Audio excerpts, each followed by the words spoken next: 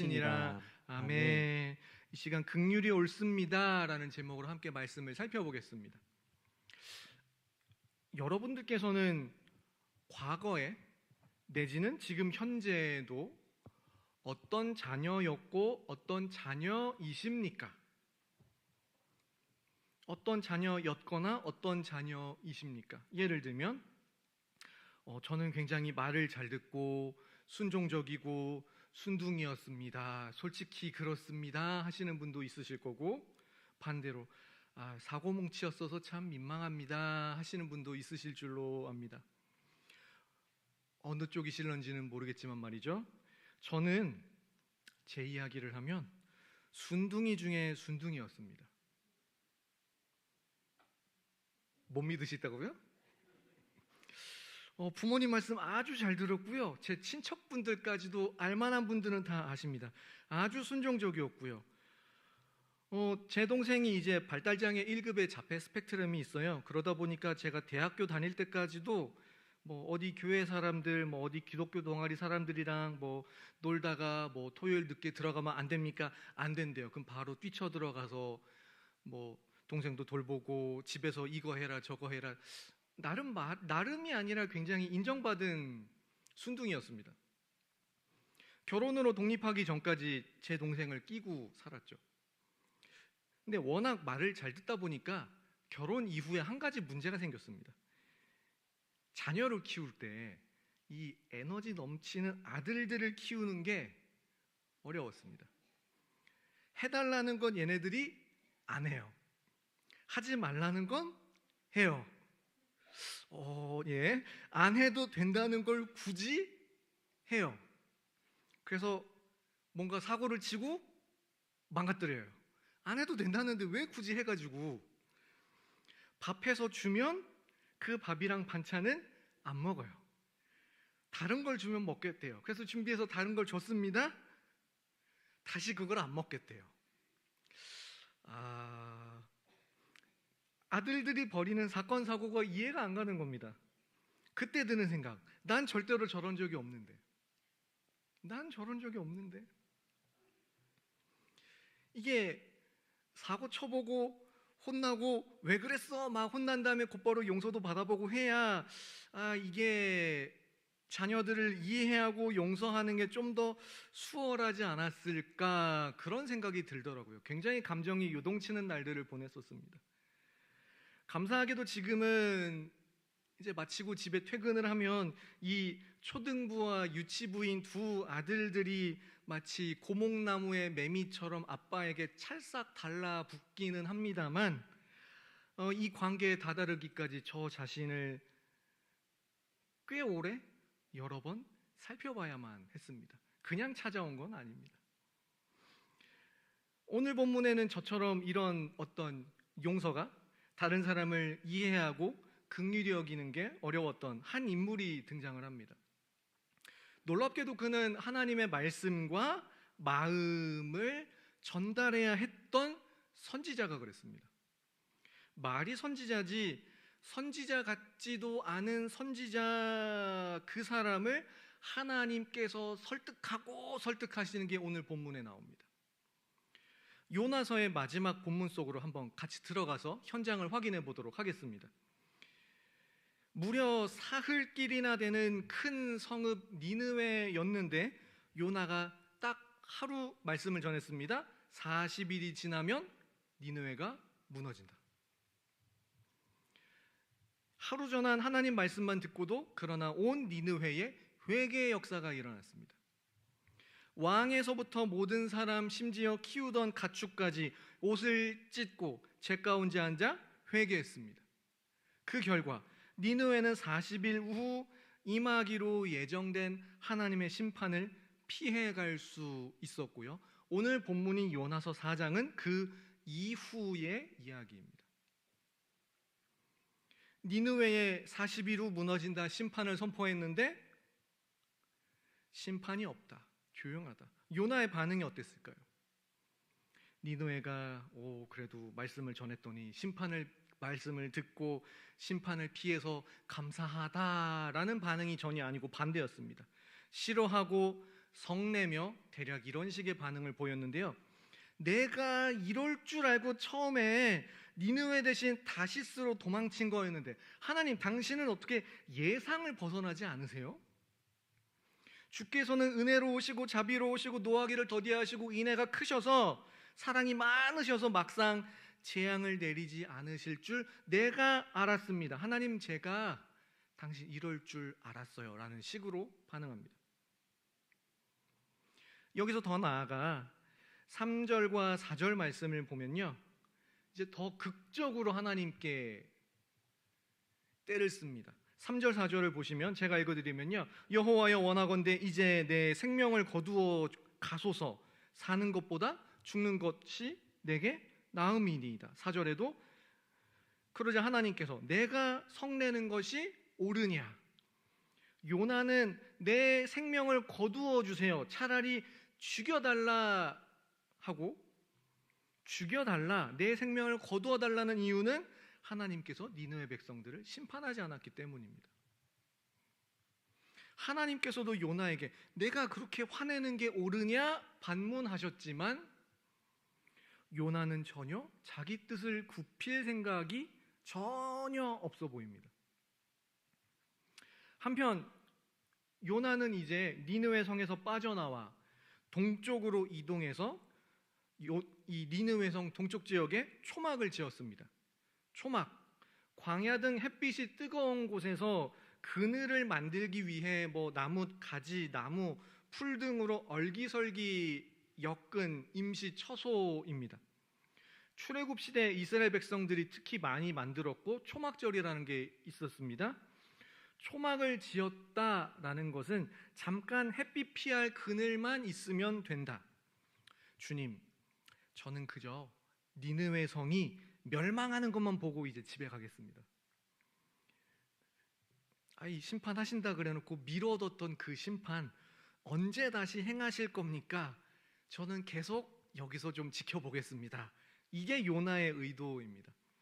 초막을 짓고 언제 심판이 내리나 이렇게 지켜보면서 마치 하나님께 니느웨 심판을 독촉하는 모습을 보여줍니다. 그때였습니다. 요나가 지은 그 초막에 박넝쿨이 등장해서 아주 제대로 된 그늘을 만들어 주고 요나가 너무 좋아했습니다. 그만큼 지금 요나가 있는 니느웨로부터 동쪽 그 성 바깥 지역이 광야이고 태양이 뜨거웠다라는 반증입니다.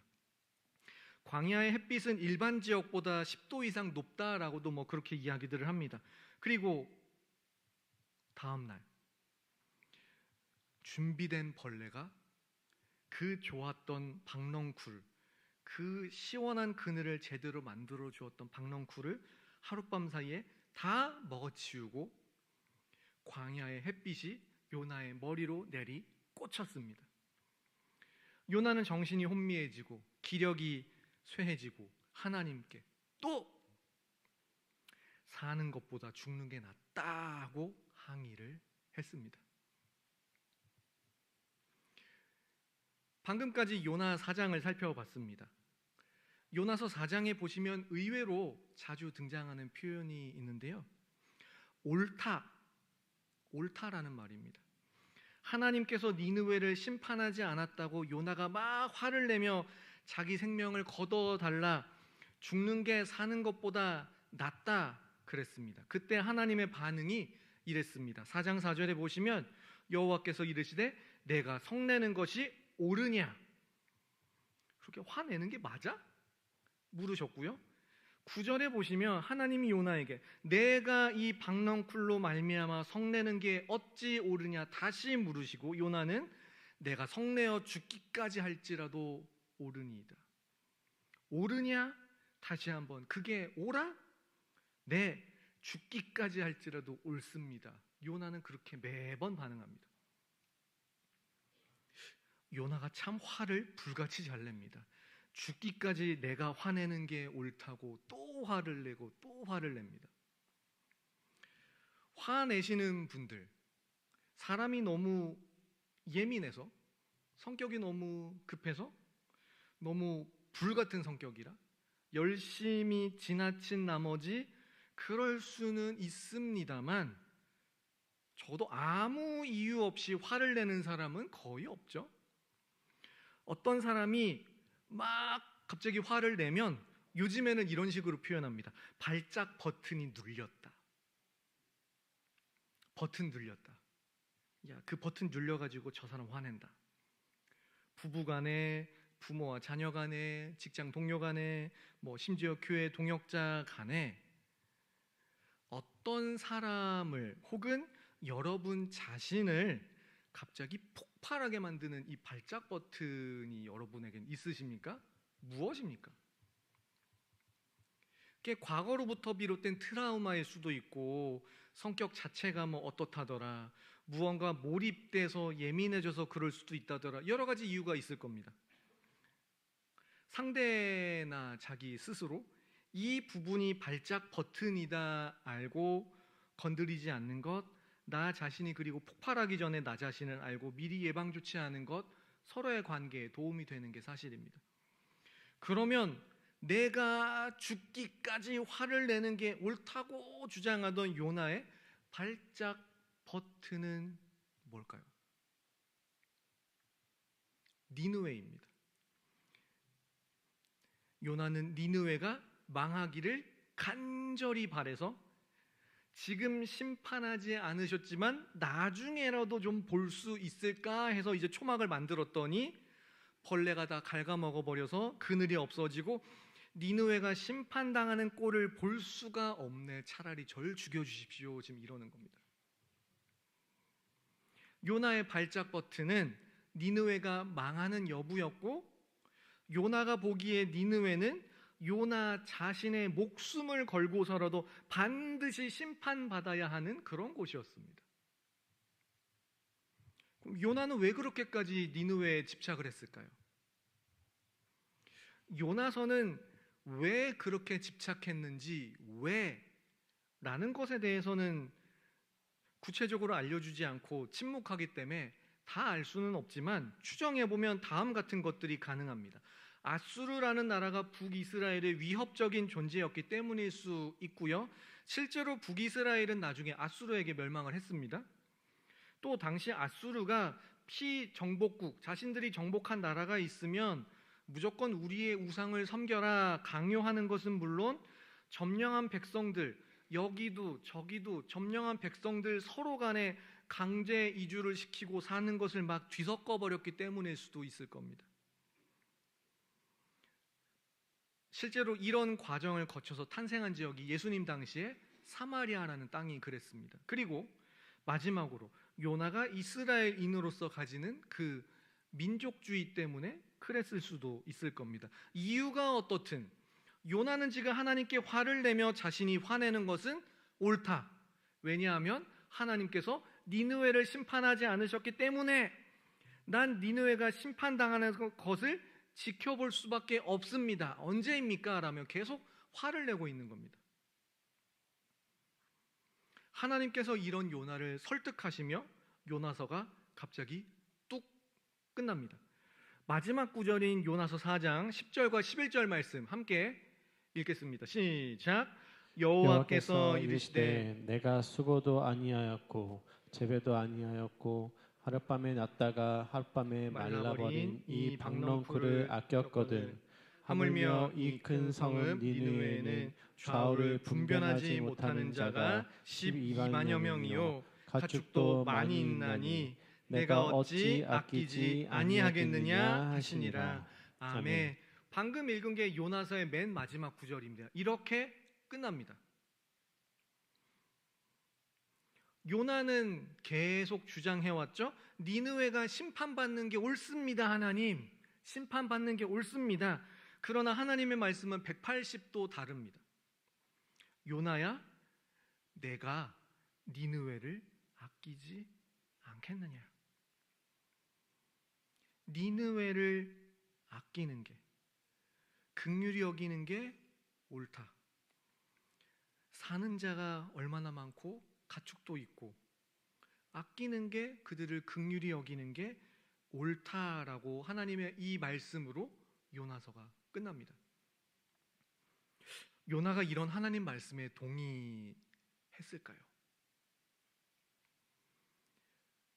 아마도 요나가 결국 하나님의 이 집요한 설득에 설득되었기 때문에 오늘날 우리가 보는 요나서라는 책이 이렇게 기록되지 않았을까 생각하시면 되겠습니다.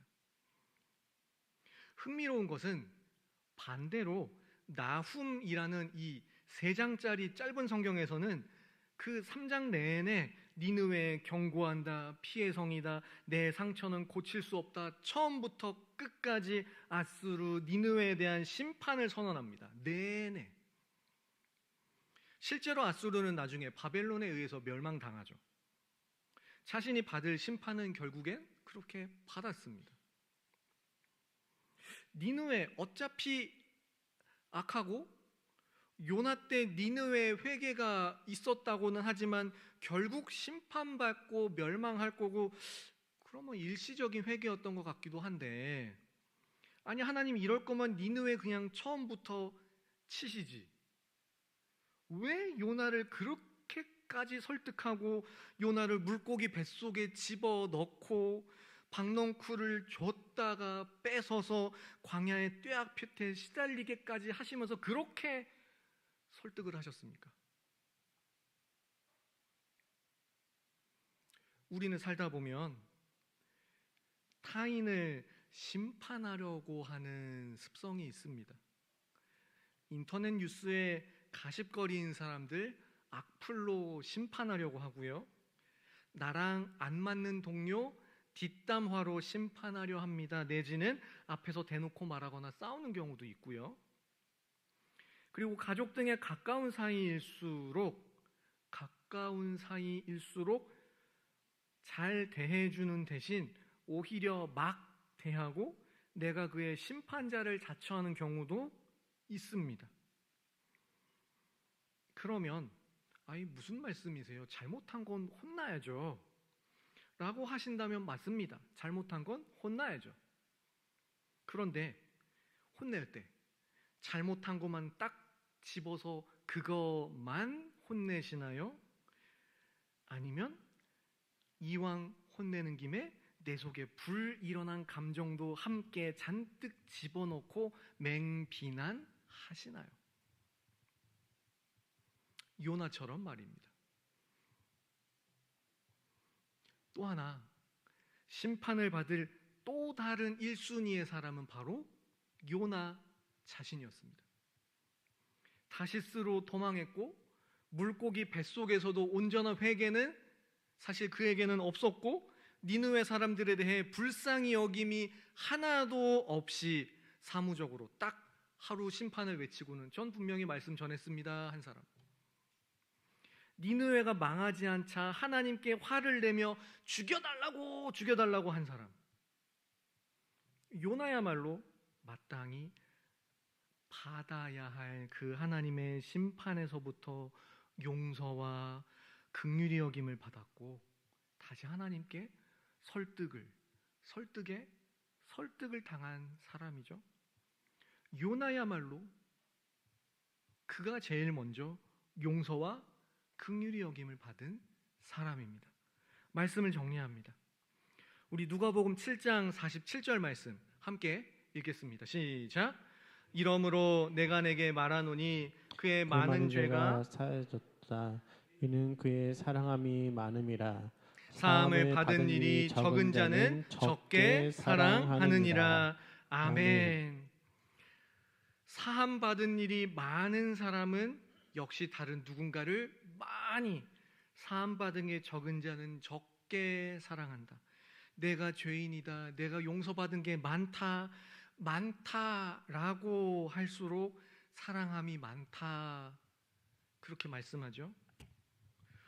근데 이 말씀 앞에 누군가는 이렇게 절망할지 모르겠습니다. 왜냐하면 사랑하려면 뭔가 용서하고 관용을 베풀고 긍휼을 베풀려면 받아봤어야 말이죠. 흔히 많이 이야기하죠. 사랑 많이 받아봐야 사랑한다. 그래서 뭐 가정 환경이 중요하다, 부모님이 중요하다, 그 사람 환경이 중요하다 이야기들 막 합니다. 받은 게 없는데 어떻게 합니까? 라는 분들 분명히 있으실 겁니다. 우리는 믿음의 사람들이죠. 십자가의 그 사랑을 받지 않은 믿음의 사랑은 없습니다. 적게 사함받은 믿음의 사람은 없습니다. 우리가 용서받고 구원받은 것은 모두 다 동일한 값을 치렀습니다.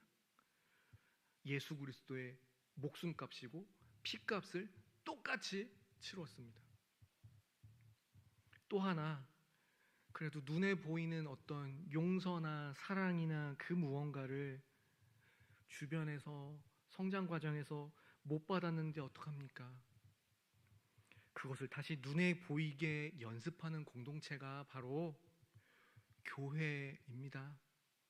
교회면 다 됩니다.